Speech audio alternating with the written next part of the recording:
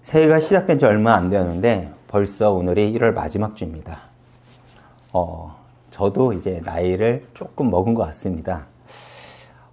제가 최근 느끼는 게 정말 세월이 빠르다는 생각이 듭니다. 확실히 청년 때랑은 다른 것 같아요. 그 체감이.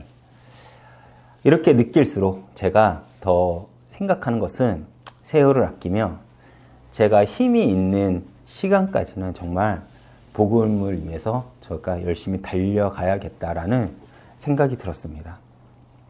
정말 제가 힘이 있을 때 하나님에 대해서 더 배우고 더 전하며 또 고민하고 그렇게 치열한 그 믿음의 싸움을 살아봐야겠다라는 생각을 해봤습니다. 그리고 이번 주에는 설 연휴가 있죠.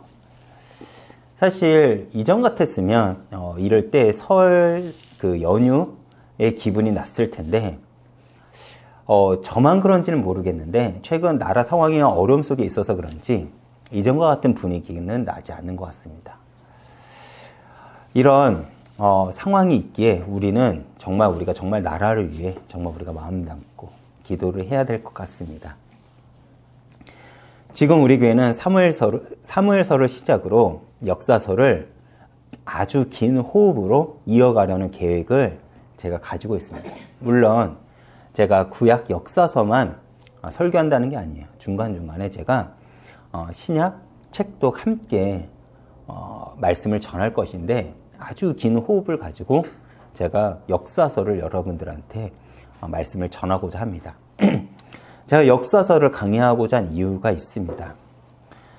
그것이 무엇이냐면 이 이스라엘의 역사 속에서 우리들의 인생과 그리고 이 시대의 모습이 담겨 있기 때문에 그렇습니다. 사실 여러분들의 말씀을 가만히 살펴보면 정말 여러분들 말씀을 보면 이 말씀에 정말로 인생에 대한 그리고 시대에 대한 답이 있더라고요. 우리가 착각하는 게 뭐냐면 우리가 자꾸 저와 같이 목사님의 입을 통해서 우리가 어떤 인생의 답을 얻고자 하는데 사실 제 말보다 더 권위 있는 것이 어떤 목사님들의 말보다 더 권위 있는 것이 바로 이 성경의 말씀입니다. 그래서 아까도 제가 이야기를 했듯이 우리 교회의 목표가 뭐냐, 새벽 예배의 목표는 뭐냐면 말씀을 읽고 그리고 기도를 하는 것입니다. 그것이 우리 신앙의 틀이 되어야 됩니다. 그래서 때로는 우리가 성경을 보면 말씀 앞에 서는 것이 우리는 불편할 때가 있어요. 왜 그러냐면 성경은 때로 우리들에게 내가 외면하고 싶은 현실을 마주하게 하기 때문에 그렇습니다.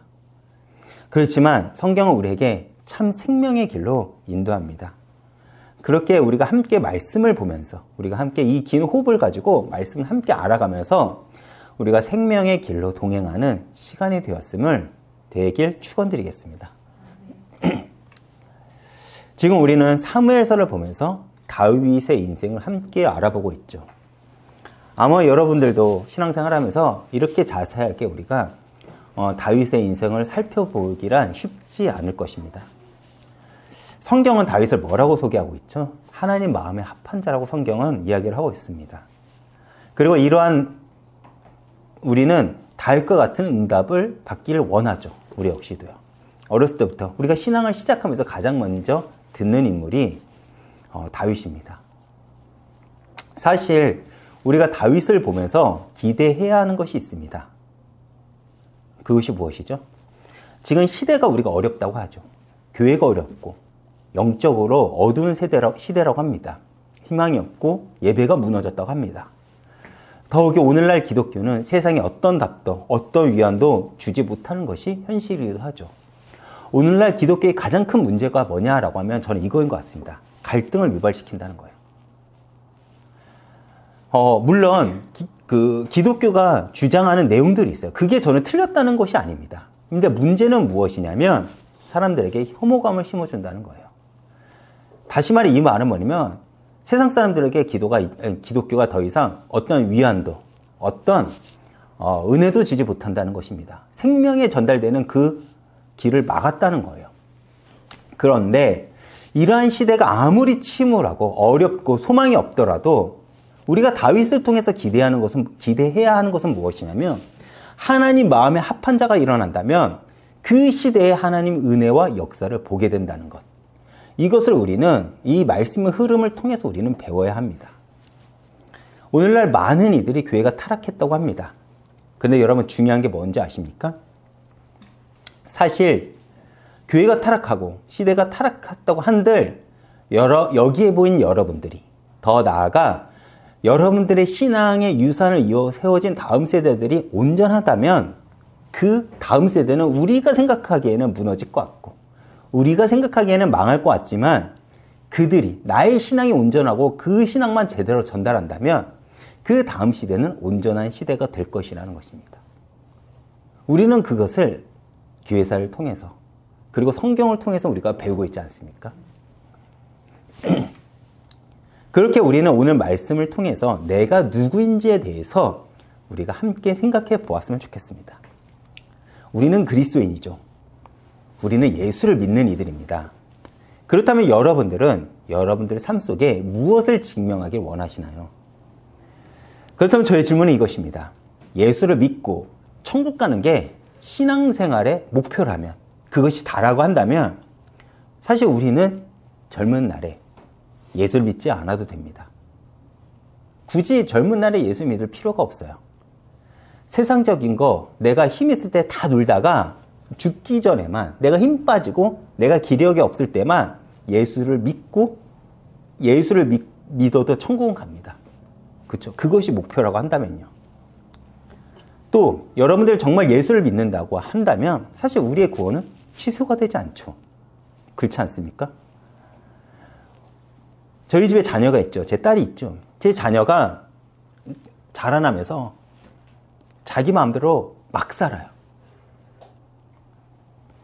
무슨 짓을 해도 제 딸은 제 자녀임이 틀림이 없겠죠. 제 자녀라는 것이 취소가 되지 않습니다. 자녀답지 못한 삶을 살아도 단지 부끄러운 자녀가 될 뿐이지 제 자녀가 되는 것은 취소가 되지 않습니다. 다시 말해 천국 가는 것이 우리가 예수를 믿는 것에 이게 전부 다라고 한다면 우리는 이 땅에서 사실 막 살아도 됩니다. 죽기 전에만 회개하면 되죠. 그렇다면 그것이 만약 근데 아니라면 우리가 하나님을 믿는 목적이 그것이 아니라면 하나님은 우리를 부르시고 일찍 부르셨고 끌어가신다면 사실 어떤 이유가 있지 않을까요? 우리는 이것을 고민해 봐야 된다는 것입니다. 정말 나는 내 인생 속에 그리고 나의 삶 속에 무엇을 증명하고 싶은가? 나는 정말 그리스도인가? 나는 정말 하나님을 믿는가? 나는 그리스도인으로서 내 삶에 어떤 흔적을 남길 것인가? 사실 우리는 그 고민과 기도가 있어야 합니다. 우리는 지금 함께 다윗을 알아보고 있습니다. 다윗에게 중요한 것은 무엇이었습니까? 다윗에게 중요했던 것은 자신의 영광이 아니었습니다. 자신의 이름을 높이는 것도 아니었고 자신의 평안한 삶도 아니었습니다. 다윗에게 중요한 것은 하나님의 이름이었고 하나님의 영광이 그에게는 중요했습니다. 그래서 이스라엘 백성이 골리앗에게 떨고 있을 때 다윗은 물맷돌만을 들고 골리앗 앞에 설 수 있었던 거예요. 만약 그가 그냥 현실적인 목표를 가지고 있었다면 절대 그는 그러한 행동을 하지 못했을 것입니다. 그러나 그에게 중요했던 것은 무엇이냐면 하나님의 영광이었어요. 제가 목사잖아요. 사실 타락한 목사들도 많지만 정말 존경받을 목사님들도 많습니다. 제가 존경하는 선교사님이 계세요. 정말 대단한 배경을 가지고 있습니다. 대단한 스펙을 가지고 있고 대단한 세상적으로 보면 누가 봐도 잘나요. 3, 4개 국어를 하고요. 정말 일본어, 영어, 한국어 3개 국어구나. 3개 국어구나. 그리고 미국에서 대단한 대학을 나오고 세상적으로 보면 어디 가도 꿀리지 않는데 하나님의 이름을 전하기 위해서 그 모든 것을 포기하고 어떤 것에 소속되지 않고 하나님의 말씀을 전하러 돌아다니는 선교사님이 계시거든요. 그런 분을 볼 때면 정말 저 스스로가 겸손해지고 감사해지는 거예요. 무엇 때문에 그런 일을 할까요? 어떤 돈도 어떤 명예도 있지 않는데요. 세상적으로는 더 잘 살 수 있겠는데요. 그 사람들에겐 중요한 건 단 한 가지예요. 이 복음이 땅끝까지 전해졌으면 좋겠다. 하나님이 나에게 이런 환경과 이런 나에게 재능을 주었다면 나는 이 일을 온전히 감당할 것이다. 부끄럽지만 저는 하나님이 언어에 대한 은사를 주지 않아가지고 제가 한국에서 그냥 목회를 하는 것입니다. 재미없었나 봅니다. 아무튼 다윗은 그 하나님의 영광이 중요했어요. 그래서 이스라엘 백성이 골리앗 앞에 있을 때도 떨고 있을 때 다윗은 담대하게 골리앗 앞에 나아갈 수 있었던 것이죠. 그 다윗에게는 골리앗이 블레셋의 위대한 용사이며 그가 강하냐 아니냐가 그에겐 중요하지 않았습니다. 다윗에게 중요했던 건 한 가지죠. 지금 저 골리앗이, 저 할례받지 못한 자가 하나님을 지금 모독하고 있다는 것. 그것이 다윗에게는 의로한 분노를 일으키게 했던 것이죠. 그래서 다윗은 증명하고 싶은 게 있습니다. 그것이 무엇입니까? 전쟁은 칼과 창에 있는 것이 아니라 하나님의 손에 있다는 것. 그 의로운 증명을 하고 싶은 것이 다윗이 가졌던 중심이었던 거예요. 이것은 다윗의 고백이었고 다윗의 비전이었고 다윗이 인생을 살아가는 목적이었습니다.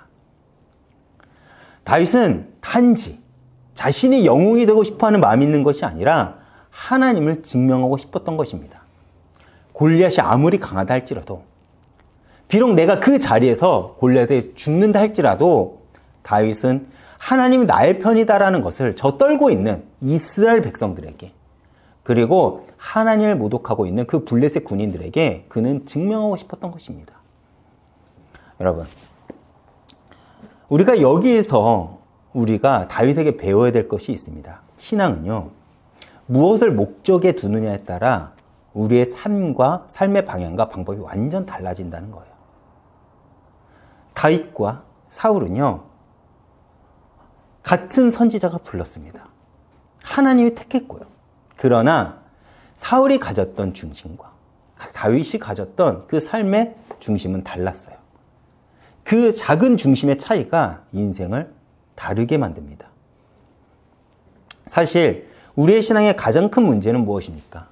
많은 이들이 이렇게 말합니다. 시대가 어렵습니다. 사회가 어렵습니다. 가정이 어렵습니다. 내 배경이 어려워서 내가 이렇게 살 수밖에 없습니다. 우리가 이런 말을 하죠. 그런데 우리의 문제는 그것이 불평의 소리가 문제가 아니에요. 우리의 문제는 무엇입니까? 결국 나의 신앙의 잘못된 자세와 태도라는 것이죠. 많은 이들이 상처를 경험하고 자랍니다. 제가 제 아이를 놓고 기도할 때 이거예요. 이렇게 기도합니다. 상처를 경험하지 않게 해주세요. 제 아이가 아프지 않게, 마음이 아프지 않게 자라나게 해주세요라고 저희가 기도하지 않아요. 비록 제 아이가 언젠가는 상처를 받고 언젠가는 아픔을 경험할 수 있지만 그 아픔과 그 상처 가운데 하나님을 배워가게 해주세요라고 제가 제 아이가 잘 때 제가 아이를 안고 기도를 합니다. 문제를 대하는 자세, 상처를 대하는 자세가 성숙된, 불신자라고 해도 성숙된 인간을 만듭니다. 그러나 예수를 믿는 자라면 어떨까요? 그 상처가, 그 문제가 나를 더 온전한 한 사람의 하나님의 백성으로서 우리를 자라나게 할 것입니다. 다윗이 그랬다는 것입니다. 어느 시대든 우리가 잘 알고 있듯이 어려웠어요. 이 땅을 살아가는 것 자체가 어렵습니다. 누구든지 길 가는 사람 붙잡고 한번 물어보세요. 행복하십니까? 불행해요. 행복하다는 사람이 없습니다. 우리가 생각하는 행복은 그 찰나지 전체 인생을 걸고 본다면 대부분은 그렇게 행복하지 않다고 이야기를 할 것입니다. 이것을 믿느냐 안 믿느냐의 그 영역의 차원이 아니에요. 인생이 그만큼 고단하고 힘들다는 것입니다. 그런데 우리가 여기서 분명히 알아야 될 것은 하나님은 그리스도인을 이 땅에 심었다는 것입니다. 이게 무슨 말입니까? 그리스도인은 이 땅에 소금과 빛이라는 거예요. 그리고 그 사람이 누구냐? 바로 우리라는 것입니다. 어느 시대든 어렵고 어느 시대든 앞이 보이지 않았습니다. 그러나 어느 시대든 하나님은 그 시대 가운데 빛과 소금으로서 우리를 심었다는 거예요. 그리고 환난과 핍박이 있을수록 우리의 믿음은 증명할 수 있는 기회라는 것입니다.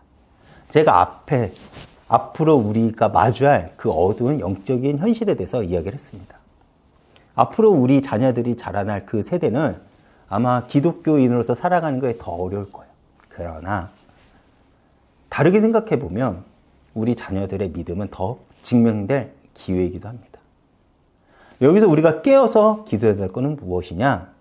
나의 온전한 신앙이 자녀들에게 전달되게 우리가 기도를 해야 되겠죠. 우리가 착각하는 게 있습니다. 내 자녀의 신앙이 오늘의 나보다는 더 강해야 됩니다. 왜 그런지 아십니까? 시대는 가면 갈수록 악해져요.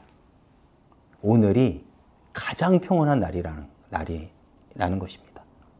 그렇기에 우리의 믿음은 더 강해져야 되고, 우리는 더 하나님께 매달려야 되고, 우리는 더 하나님 앞에 엎드려야 됩니다. 그런데 오늘날 기독교인들의 신앙은 어떻습니까? 이전보다, 우리 선배들의 신앙보다 더 연약해져 가는 것이 현실입니다. 이것이 맹신해라, 악을 써라는 말이 아닙니다. 세상의 빛과 소금으로서 살아가라는 말입니다. 그것을 내 자녀들이 보고 배워야 되지 않을까요? 그리고 그들이 그 어두운 시대 속에서 빛을 비추며 또 그들에게 맛을 내는 그 존재가 되는 그런 성숙한 신앙인의 삶을 배워갈 것입니다. 그것이 다윗의 인생이었어요. 다윗은 끊임없는 환난과 어려움을 당했지만 하나님은 환난과 어려움에 꺾이지 않는 신앙을 그는 증명했다는 것입니다. 그렇게 성경을 다윗을 가리켜 하나님 마음에 합한 자라 말한 것입니다. 오늘 본문을 보면 사실 이 본문이 우리에게 얼마나 많은 위로와 위안이 되는 아름다운 본문인지를 여러분들 아셨으면 좋겠습니다. 제가 먼저 1절을 한번 읽어보겠습니다. 그러므로 다윗이 그곳을 떠나 아둘람 굴로 도망하매 그의 형제 아버지의 온 집이 듣고 그리로 내려가서 그에게 이르렀고, 우리가 지난주 알아본 다윗의 모습을 지난주 다윗은 골리앗의 고향 가드에서 자신의 목숨을 유지하기 위해 미친 척을 하며 목숨을 구걸하는 장면을 우리가 함께 알아보았습니다. 이때 다윗이 가져간 무기는 무엇이죠? 골리앗이 사용하던 칼이었어요. 다윗이 이스라엘을 떠나기 전 아히멜렉에게 가서, 제사장 아히멜렉에게 가서 구한 것이 바로 골리앗의 칼입니다. 왜 다윗에겐 골리앗의 칼이 필요했을까요? 골리앗의 블레셋은 칼과 단창으로 이스라엘을 점령하러 쳐들어왔습니다. 그리고 그들은 하나님의 이름을 모욕했죠. 이때 다윗은 만군의 여호와의 이름을 가지고 골리앗 앞에 섰고, 하나님은 골리앗의 목을 다윗에게 주었습니다. 다윗에게 골리앗의 칼은 하나님이 나를 지키셨고 하나님이 나를 보호하셨다는 그 상징을 가진 물건이에요. 지금 다윗은 어떤 상황이죠? 사울의 위협을 피해서 도망다니는 신세입니다. 그때 다윗은 하나님이 자신과 함께하지 않으면, 하나님이 지금 자신을 돕지 않으면 자신은 살 수가 없는 상황인 것을 다윗은 누구보다 잘 알고 있습니다. 그렇기에 지금 다윗에게 가장 필요한 것이 무엇인지 아십니까? 하나님의 위로예요. 하나님이 나와 함께 하신다는 그 어떤 것이라도 지금 다윗은 붙잡지 않으면 지금 다윗은 못 견디고 있는 상황입니다. 그렇기 때문에 사울이 자신을 쫓아오는 것을 알매도 다윗은 급하게 아히멜렉에게 가서 골리앗의 칼을 구한 것입니다. 그리고 그 그리고 승리의 상징이 되는 골리앗의 칼을 들고 도망쳤는데, 다윗이 바로 마주한 현실이 무엇입니까? 미친 척을 하면 목숨을 구걸하는 것입니다. 기가 막히지 않습니까? 우리가 하나님의 은혜를 구하기 위해 교회를 나왔습니다. 그리고 위로를 얻었어요. 그리고 내가 돌아간데 여전히 비참한 상황이 나에게 여전히 기다리고 있는 것입니다. 누가 그 상황을 견딜 수 있을까요? 어쩌면 지금 이 다윗의 이 상황이 우리의 현실이기도 합니다. 때로 우리 역시도 하나님의 위로가 필요해 하나님께 엎드려 하나님의 은혜를 경험도 하지만 돌아가 보면 여전히 문제는 우리를 기다리고 있고 우리는 그 문제 가운데 낙심하기도 합니다. 그러나 오늘 우리는 이 다윗의 이야기를 보며 하나님이 다윗을 통해 만들어 가시는 이야기를 통해 당신을 믿고 의지하는 우리들에게 기대와 위로를 전해주고자 하시는 것입니다. 다시 돌아가 블레셋 가드에서 목숨을 겨우 건진 다윗은 급하게 도망간 곳이 어디죠? 아둘람 굴이라고 합니다. 아둘람 굴. 아둘람 굴은 피난처라는 의미를 가지고 있어요. 그리고 이 아둘람 광야의 굴은요, 구속사적으로도 다윗의 일생에 아주 중요한 흔적이 됩니다. 고대 히브리 사람들에게 굴은 두 가지 의미를 가지고 있습니다. 첫 번째 의미는 무엇이냐면 피난처라는 의미예요. 굴은 은시처로 그리고 피난처로서의 기능을 가지고 있죠. 그래서 이스라엘의 역사를 보면 왕들이 전쟁할 때 굴로 도망가서 은신처로 삼아 굴 속에 숨어 있는 일들이 종종 나타납니다. 어쩌면 이것이 이스라엘 역사뿐만 아니라 당시 이 주변국의 그 상황 속에서 있었던 일이기도 하죠. 그리고 두 번째 의미는 굴은 죽은 자를 매장하는 장소이기도 합니다. 당시 이스라엘 문화는 어떤 문화를 가지고 있냐면 우리처럼 땅을 파서 시신을 안장하는 게 아니라 굴에 시신을 안장합니다. 우리가 그것이 예수님의 그 죽음과 부활의 사건을 통해서 우리가 너무나도 잘 알고 있지 않습니까? 그래서 성경은 이런 표현이 자주 나와요. 그의 조상들에게 돌아갔고. 이 의미가 어떤 의미인지 아십니까? 먼저 어떤 굴에 시신을 안장을 해요. 근데 그 옆에 굴에 어떤 굴이 있냐면 조상들의 뼈가 있는 굴이 있습니다. 뼈가 남는 굴이요. 그래서 시신을 안장한 그 굴에 세월이 흘러 쌀이 썩고 뼈만 남을 즈음에 후손들이 가서 그 뼈를 추려서 굴 옆에 있는 역대 조상들의 뼈가 쌓인 공간인 굴로 옮겨서 보관한다고 합니다. 그것을 그 조상들에게 돌아갔고 라고 표현을 하고 있는 것입니다. 히브리 사람들은 열조에게 돌아갔고 이렇게 표현하는 것이죠.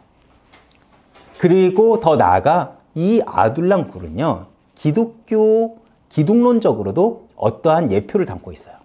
어떠한 예표냐?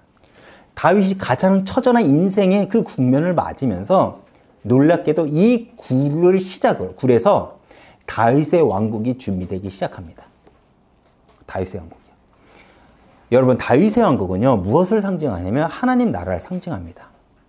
그리고 기독교가 본격적으로 언제 시작이 되었습니까? 바로 부활하신 예수님의 무덤에서부터 기독교는 본격적으로 시작됩니다. 이렇듯 다윗 왕국 역시 이 굴에서부터 실질적으로 시작이 되며 성경은 예수 그리스도의 예표를 다윗의 인생을 통해서 우리에게 알려주고 있는 것입니다. 그런데 여기서 문제는 무엇이냐면 다윗 혼자만 도망자가 된 게 아니라는 거예요. 1절을 보면요, 어떤 게 있냐면 다윗의 형제들과 다윗의 아버지, 다시 말해 다윗의 가문이 굴로 내려왔다고 성경이 이야기를 해요. 다시 말해 도망치고 있는 것이죠. 왜요? 다윗 때문에 다윗의 가문은 반역자의 가문이 되어버린 것입니다. 그래서 다윗의 형제들과 다윗의 부모는 집에서 안전하고 평안하게 거할 수 없는 처지에 놓이게 된 것입니다. 그래서 아마 이러한 상황을 알고 다윗은 급하게 누군가를 보내서 자신이 아둘라 굴에 있음을 알렸고 자신의 부모와 형제들이 안전하게 자신이 있는 곳으로 올 수 있게 한 것입니다. 무슨 말인지 아시겠죠? 그리고 이러한 상황을 어쩌면 그리스도인이 이 땅에서 겪는 삶을 드러내는 상징적인 모습이기도 합니다. 왜냐? 우리가 우리가 온전한 기독교인으로 산다면 우리가 당연하게 마주하는 현실이 뭔지 아십니까? 그리스도 때문에 내가 불편해지고, 그리스도 때문에 내가 손해를 겪고, 그리스도 때문에 내가 고난을 당할 수밖에 없습니다. 제가 목사가 되고 가끔 마주한 현실이 뭐냐면 내가 이러려고 목사가 됐나 라고 마주할 때가 있습니다. 제가요.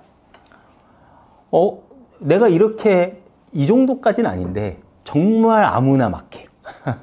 뭐 제가 작은 교회 담임 목사라 그런지는 모르겠지만 그럴 때가 많습니다. 그런데 왜 그러냐? 그것이 목사이기 때문에 그래요. 아이러니하게도. 목사이기 때문에 그러한 경험을 더 당할 때가 있습니다. 그러나 그것이 당연한 거예요. 그리고 제가 이렇게 말합니다. 목사는 가난을 자발적으로 선택해서 간 사람이라고. 사실 경제적으로 어려울 때가 있고 억울할 때도 있습니다. 이렇게 배우고 이렇게 지금도 공부를 하고 있는데 세상에 아무 쓸모가 없는 거예요. 세상에 제가 공부한 내용이 세상에는 아무 쓸모가 없습니다. 그런데 제가 어떤 것을 감사하냐면 자발적으로 가난에 동참한 자가 저는 목사라고 생각을 해요. 그리고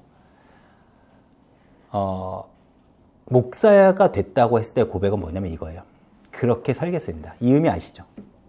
이 선을 넘어가지 않겠습니다. 내가 이것은 지켜가면서 살겠습니다. 때로는 억울하고 때로는 힘들죠. 저라고 해서 세속적인 마음이 없을까요? 있습니다. 그러나 그것을 왜 참고 왜 그것을 제가 버티며 살아갈까요? 그것이 제가 목사가 될 때 했던 고백입니다. 그것을 감수하면서 살겠습니다가 목사예요. 그랬더니 성도는 어떨까요? 성도도 마찬가지입니다. 예수를 믿겠다 결단한 사람들은 나의 고백이 세상과는 달라야죠. 그 모습이요.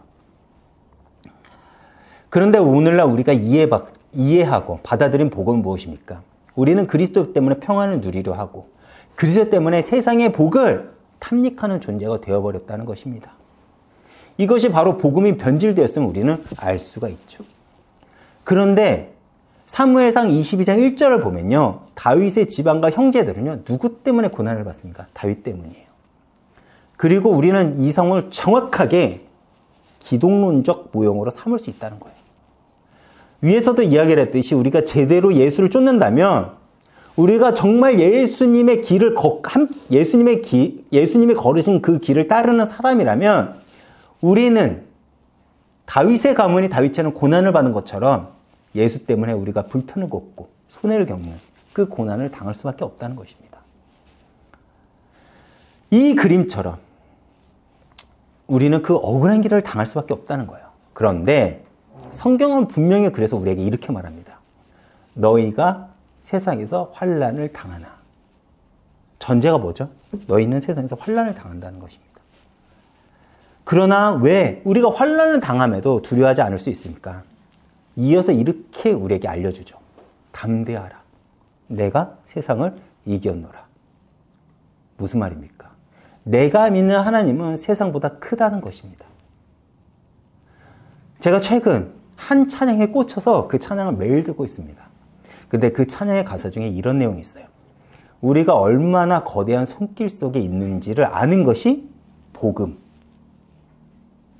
여러분들에게 복음은 무엇입니까? 내 자녀가 좋은 대학에 가고 내 자녀가 좋은 직장을 얻고 내 자녀가 잘 살고 잘 되는 것. 아니면 청년들은 이러죠. 내가 세상의 주인공이 되는 것. 내가 세상에 자랑할 만한 인생을 사는 것. 우리는 그것을 언약이라고 포장을 하면서 우리는 하나님께 매달립니다. 근데 그게 아니라는 거예요. 다윗에게 복음은 이것이었습니다. 비록 자신이 현실 속에서는 환난을 당하지만 그가 붙잡았던 것은 그 환난보다 크신 하나님 손 안에 내가 지금 있다는 것이. 어쩌면 우리도 마찬가지일 것입니다. 우리의 현실보다 크신 하나님의 손길 속에 내가 있다는 것을 우리가 믿는다면 우리는 이 문제를 통해 일하실 하나님을 기대하며 버티며 살아갈 수 있다는 것입니다. 다시 돌아가 제가 2절을 이어서 읽어보겠습니다. 환난당한 모든 자와 빚진 모든 자와 마음이 오통한 자가 다 그에게로 모였고 그는 그들의 우두머리가 되었는데 그와 함께한 자가 400명 가량이었더라.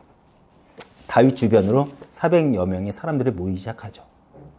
그런데 23장에 가보면 이들이 600명으로 늘어납니다. 다시 말해 다윗은 목숨을 겨우 구걸하며 도망치는 신세였는데 아이러니하게도 그를 따르는 자들이 점점 늘어난다는 것입니다. 저는 이것을 보면서 저희 이은교회에 소망이 생겼습니다. 제가 도망치듯이 교회를 개척했는데 아이러니하게 이 말씀을 듣기 위해서 사람들이 모이는 그 기대를 가졌습니다. 여러분들이 마음 갖고 기대해 주시면 감사하겠습니다. 다시 돌아가. 그럼 어떤 이들을 따랐다고요? 크게 세 부류죠.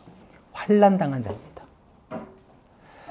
이를 원어를 해석해보면 이런 뜻이에요. 외부로부터 오는 압력 속에서 끊임없이 고통당한 자입니다. 어떠한 외부로부터의 그 공격이 있고 외부로부터의 그 억울한 상황이 있어서 억울하고 답답한 자. 그리고 빚진 자가 오죠. 텍스트로만 보면 물질로 고통받은 자인데 여기에는 어떤 의미도 함께 있냐면 강탈당한 자라는 의미도 함께 있습니다. 다시 말해 물질 강탈당에 고통당한 자들이 지금 다윗에게 온 거입니다. 그리고 어떤 이들이죠? 원통한 자. 이 의미는 정확하게 이런 의미입니다. 내적으로 외적으로 고통스럽고 분노하는 마음을 가진 자. 이것을 짐승에게 비유하면 이렇게 말할 수 있어요.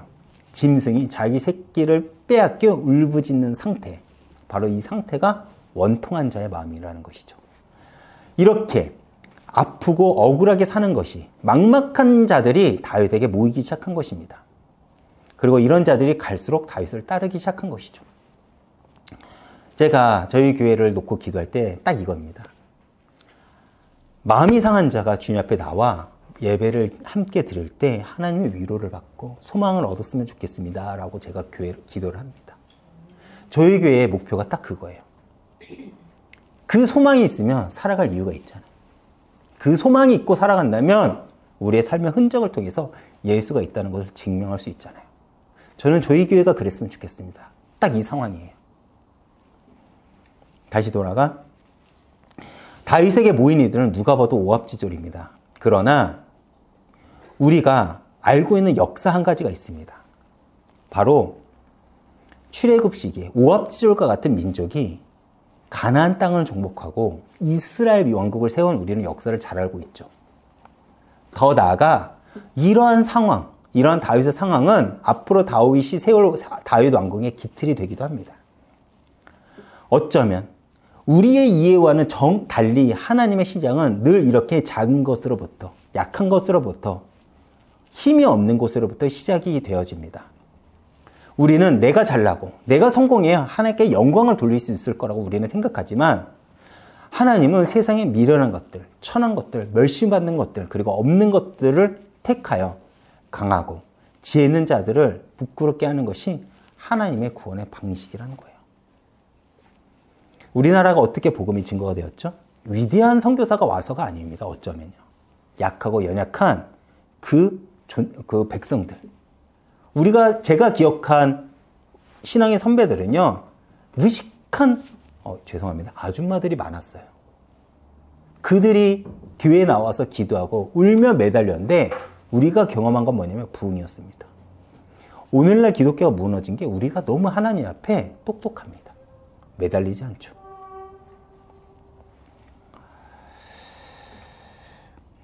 다시 말해 그리스도의 나라의 모형을 담고 있는 다윗의 왕궁이 무덤 그리고 피난처로 인식되고 있는 이 굴에서 환난당한 자, 빚진 자, 마음에 원통한 자들을 통해서 준비되고 시작된 것입니다. 우리는 마태복음 5장을 보면 팔복 중에 마음이 가난한 자 그리고 애통한 자에게는 복이 있도다 라는 우리가 말씀을 잘 알고 있을 것입니다. 하나님 나라는 그런 자들이고 그런 자들로부터 만들어지고 그런 자들로 의해서 시작이 됩니다. 왜요? 부유한 자들은 이런 목마름을 가질 수가 없어요. 아픈 자의 마음을 이해할 수 없다니까요. 이렇게 마음이 가난하고 애통한 이들이 마지막으로 기대하고 소망할 것이 무엇이냐? 피난처 되는 예수 그리스도밖에 없는 것입니다. 그래서 사실 이들은 피난처를 찾은 것이 아니라 피난처로 올 수밖에 없도록 하나님이 이들을 부르시고 택했다는 것입니다. 우리가 사방이 막혔다고 합니다. 그때 우리가 하는 행동이 뭔지 아십니까? 그때 하늘을 봅니다. 그때 우리는 하늘을 본다니까요. 우리나라의 성경은요, 애통한 자가 복이 있나니 이렇게 번역이 되어 있죠. 근데 헬라어 원어 순서를 보면 먼저 뭐라고 표현되냐면 너는 복이 있도다. 심령이 가난한 자요. 너는 복이 있도다. 마음이 애통한 자요. 이렇게 순서가 되어 있습니다. 복이 앞이라는 거예요. 다시 말해 심령이 가난하고 마음에 애통한 것이 복의 조건이 아니라는 것입니다. 복이 있기 때문에 너는 심령이 가난하게 되는 것이고 너는 복이 있기 때문에 애통한 마음이 가능해진다는 것입니다. 우리가 그리스도께 나아갈 수 있고 가난한 마음으로 그분에게 의지할 수 없는 것은 우리에게 원천적인 은혜가 이미 먼저 임했기 때문에 우리가 가능한 겁니다. 심령이 가난하십니까? 지금 내 마음에 애통하십니까? 여러분들은 지금 복을 받고 있는 것입니다. 이렇게 아둘람 굴로 400여 명의 환난당한 자, 애통한 자들이 몰려들고 있습니다. 그렇다면 지금 여러분들의 마음이 애통하여 하나님께 엎드린 것은 이미 여러분 삶에 하나님의 복이 임했습니다. 여러분들의 인생에 천국이 보장되었음을 여러분들이 감사하시길 바랍니다. 다시 돌아가 그렇다면 그들은 왜 다윗에게 왔을까요? 다윗만큼 애통한 삶을 살아간 이가 없기 때문입니다. 골리앗을 이기고 이스라엘 구한 자입니다. 자기가 영웅이 되고 싶은 것이 아니라 하나님 이름을 모독하는 자 앞에 선 거. 그 결과 골리앗을 이긴 거예요. 그리고 왕의 부마가 됐습니다. 그런데 자신의 장임이요 이스라엘 왕인 사울이 자신을 죽이려 합니다. 도망쳤는데 살기 위해서 목숨을 구걸하기 위해 미친 척을 합니다. 누가 다윗보다 더 억울하고 더 환난을 경험했을까요? 다윗보다 누가 더 원통한 자가 있겠습니까? 근데 이 상황에서 다윗이 배운 것이 무엇일까요? 바로 다윗은 그 환난의 과정을 통해 그 애통함의 과정을 통해 고통받고 아픈 자의 마음을 배운 것입니다. 그들이 다윗에게 갔다는 것은 다윗이라면 우리를 이해했을 거라는 그 기대가 있기 때문입니다. 그리고 다윗은 모압 땅으로 다시 도망을 갑니다. 왜 모압 땅이었을까요? 신명기를 보면 모압 땅은 저주받은 민족입니다. 이스라엘 총에 들어오지 못한다고 합니다. 저주받은 민족이죠. 그런데 이 모압은 하나님의 은혜를 경험한 민족이기도 합니다. 다윗의 증조모가 바로 모압 주신 룻이죠. 룻은 시오미 나오미를 따라 이스라엘로 옵니다. 이때 성경은 어떤 표현을 쓰냐면 룻이 나오미를 붙쫓는다라는 표현을 씁니다. 붙쫓는다. 딱 붙어 틈이 없이 딱 붙다라는 의미를 가집니다. 또 이 붙쫓는다는 것은 성령이 가득 차서 충만하다라는 의미를 가집니다. 그 표현을 충만하다, 꽉 차서 틈이 없다. 그때 쓰는 표현이기도 합니다. 이스라엘, 더 나아가 교회를 상징하는 나오미에게 룻이 딱 붙음으로써 룻을 통해서 뭐가 이어지죠? 교회의 축복이 이어졌고 그의 후손을 통해 다윗이 나온 것입니다. 그리고 룻은 그리스도의 족보에 들어가는 영광을 얻게 되죠. 그렇게 다윗은 이 모압 땅이라면 자신과 자신을 따르는 이들을 보호해주지 않을까라는 그 기대를 가지고 모압으로 갑니다. 하나님은 때로 막힌 상황 속에서 우리에게 길을 여실 때가 있습니다. 어쩌면 그 길은 우리의 눈으로는 이해가 되지 않는 길입니다. 그러나 하나님의 일하심은 언제나 우리의 생각과 경험을 넘는다는 것이죠. 그렇기에 우리 역시 하나님을 신뢰하며 그 말씀을 따라가야 될 것입니다. 다시 돌아가 3절입니다. 다시 거기서 모압, 미스베로 가서 모압 왕에 이르되 하나님이 나를 위하여 어떻게 하실지 내가 알기까지 나의 부모가 나와서 당신들과 함께 있기를 청하나이다. 지금 다윗은 어떤 상황입니까? 미친 척을 하고 겨우 생명을 유지해 모압 땅으로 도망간 것입니다. 그리고 급하게 모압 왕을 찾아가 부탁을 합니다. 보통 이때라면 이런 상황이라면 이런 부탁을 했을 거예요. 나를 죽이려고 하는 사울의 분노가 사그라들 때까지, 어쩌면 사울이 죽을 때까지 나를 숨겨달라고 아마 부탁을 할 것입니다. 그렇죠. 이게 상식이에요. 그렇죠. 사울이 이미 나이가 많습니다.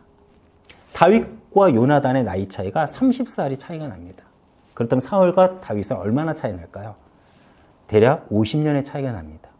몇 년만 버티면 사울은 죽을 거예요. 그때까지만 나를 숨겨달라고 보통은 부탁할 것입니다.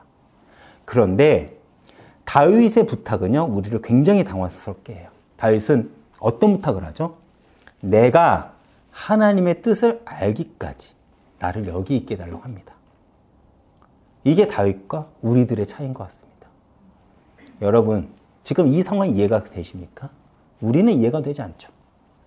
그러나 다윗은 도망가는 중에 다윗의 마음에는 하나님이 나의 인생을 끌고 갈 것이라는 그 믿음이 있기에 그는 이 위기 상황에서도 이러한 말이 터져나온 것입니다. 그리고 제가 5절을 이어서 읽어보겠습니다. 선지자 갓이 다윗에게 이르되 너는 이웃에 있지 말고 떠나 유대 땅으로 들어가라. 다윗이 떠나 헤레 수풀에 이르니라. 이 말을 원어로 보면 이렇게 해석이 됩니다. 정확하게 원어로 보면요.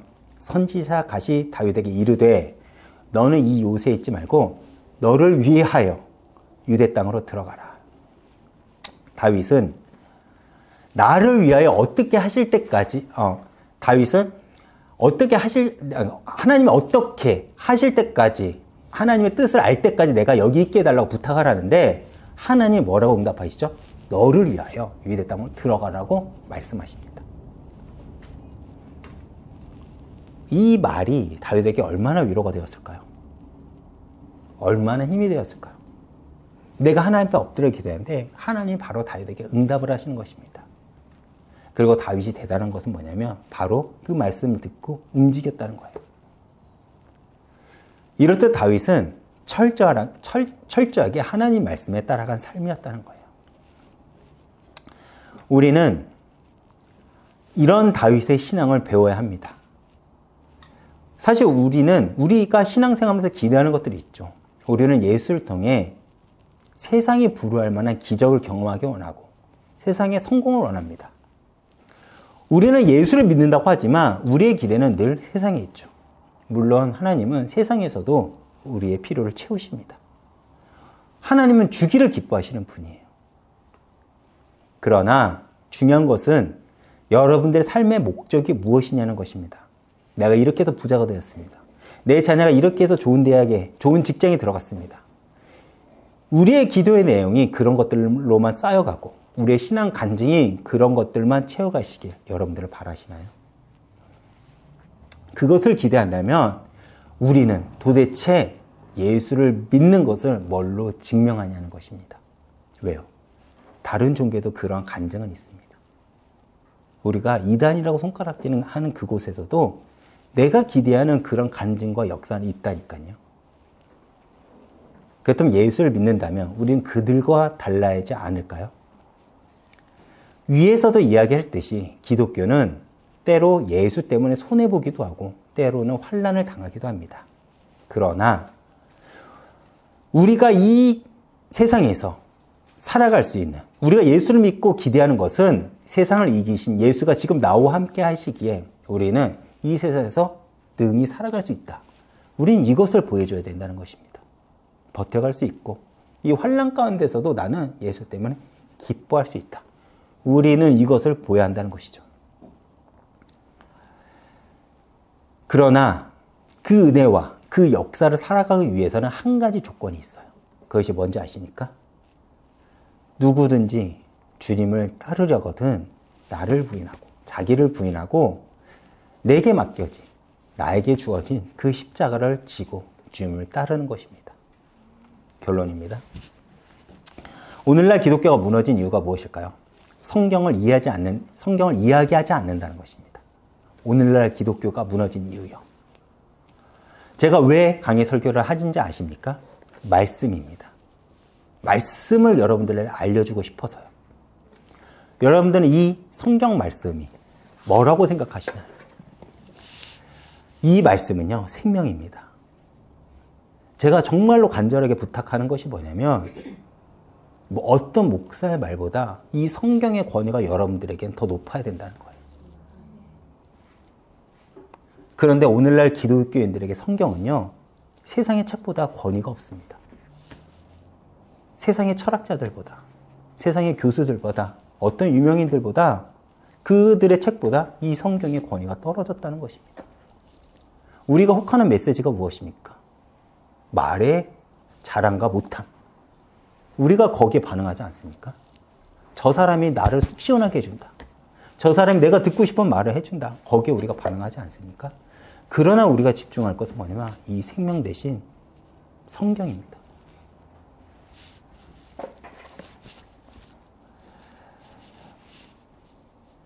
우리는 말씀이 생명이라고 말하면서 말씀을 사실 붙잡고 싸우지 않습니다. 예수를 믿는 기쁨, 여러분은 어디에서 나옵니까? 사실 우리는 내가 기대하는 응답이 오면 그때 우리는 기쁨이 생깁니다. 그러나 그것이 내 신앙을 만들진 않죠. 우리의 신앙은요, 이 말씀으로 세워집니다. 다윗의 신앙이 왜 아름다운지 아십니까? 오늘 말씀에서 보았듯이 다윗은 끊임없이 하나님의 뜻을 묻습니다. 왜요? 고난보다 더 크신 하나님의 손길 속에 내가 있음을 알았기 때문입니다. 더 나아가 그는 고난이 자신을 하나님 앞에 더 완전하게 만들 것임을 그는 알았다는 거예요. 그렇다면 우리의 신앙도 마찬가지여야 됩니다. 하나님이 나를 건졌다는 것은 그 고백과 간증을 위해 나를 몰아넣을 때가 있다는 거예요. 그리고 그 길을 가봐야 우리의 인생에 하나님의 흔적이 새겨지며 내가 하나님의 증인으로 살아갈 수 있는 그 명예가 생긴다는 것입니다. 사실 우리에게 끔찍한 것이 무엇인지 아십니까? 우리가 하나님 앞에 의미 없는 삶을 살아가는 거예요. 이 끔찍한 삶을 살아가지 않기 위해서 우리는 달라야 합니다. 하나님께 물어야 되고 말씀을 쫓아가는 것이며 내게 맡겨진 그 십자가를 지는 싸움을 해야 됩니다. 그렇게 내 삶으로 복음을 남기는 그 삶을 살아가는 것이죠. 그것이 부름받은 우리의 존재라는 것입니다. 의미 있는 인생을 사는 존재. 그리고 하나님은 그런 다윗에게 응답하심으로써 다윗을 위로하시며 끌어가십니다. 다윗이 대단한 것은 다시 이스라엘로 돌아가면 내가 어떤 상황에 처할지를 알았어요. 하나님의 음성을 들었지만 다윗의 현실은 바뀌지 않았다는 것을 그는 알고 있는 것입니다. 그러나 그가 믿은 것은, 그가 신뢰하는 것은, 그가 의지한 것은 하나님이며 하나님 말씀이었습니다. 그렇기에 하나님은 말씀으로 끝까지 다윗을 인도하십니다. 오늘 본문을 통해서 우리가 배워야 될 것은 이거예요. 우리가 가는 길이 화인지 복인지는 우리는 모릅니다. 그러나 우리가 의지할 것은 뭐냐면 하나님의 말씀이라는 것이죠. 그래서 우리는 하나님께 묻고 또 묻는 것입니다. 제가 앞에서도 이야기를 했듯이 지금 우리 교회는 새벽 예배를 하고 있습니다. 지금 많은 목사들이 자신이 메시지를 남기는 거, 유튜브에 업로드해서 성도들이 듣는 것을 목표로 합니다. 새벽 예배 목적으로 삼고 있어요. 그러나 저희 교회의 새벽 예배 목적은 뭐냐? 이 말씀을 읽는 거와 기도를 하는 겁니다. 제가 짧게는 3, 4분, 길게는 7, 8분을 설교하는 거, 사실 그거 중요하지 않습니다. 여러분들이 중요하게 생각해야 될 것은 뭐냐면 내가 지금 말씀을 붙잡고 기도를 하는가입니다.